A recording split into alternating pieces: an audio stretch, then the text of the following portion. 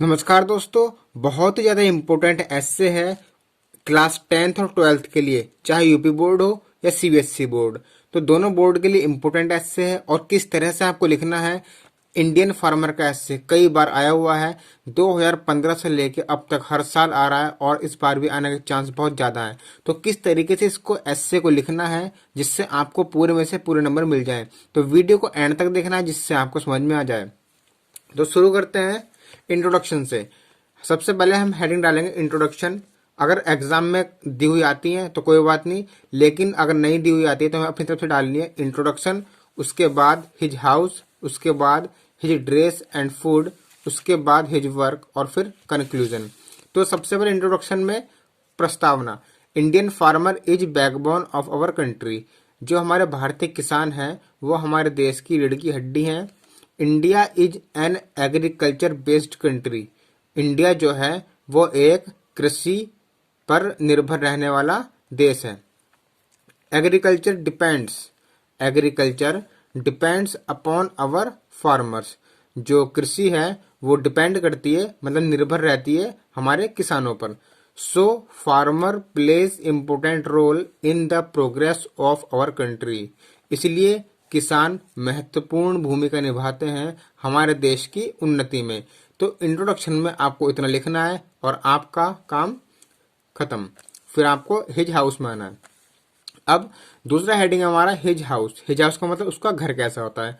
तो after independence the condition, ठीक है, आफ्टर इंडिपेंडेंस मतलब आज़ादी के बाद, द कंडीशन ऑफ फार्मर्स, किसानों की स्थिति हैज़ इम्प्रूव्ड, सुधर गई है। यानी कि जो आज़ादी के बाद किसानों की स्थिति थोड़ी सुधर गई है, मतलब उससे पहले थोड़ी खराब थी।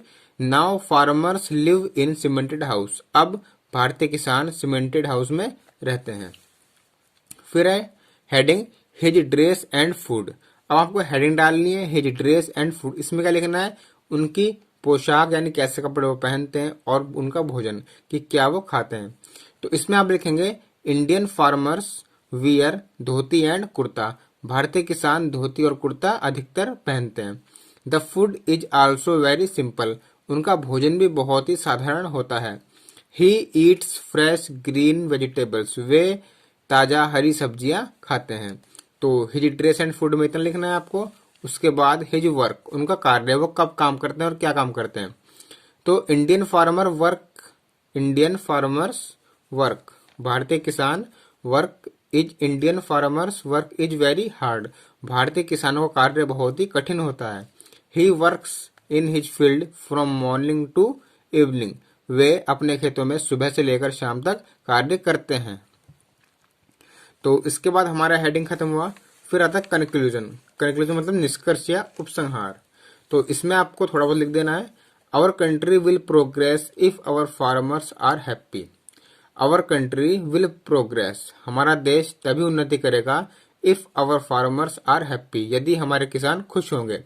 सो the government should solve the problems of farmers. इसलिए सरकार को किसानों की समस्याओं को हल करना चाहिए।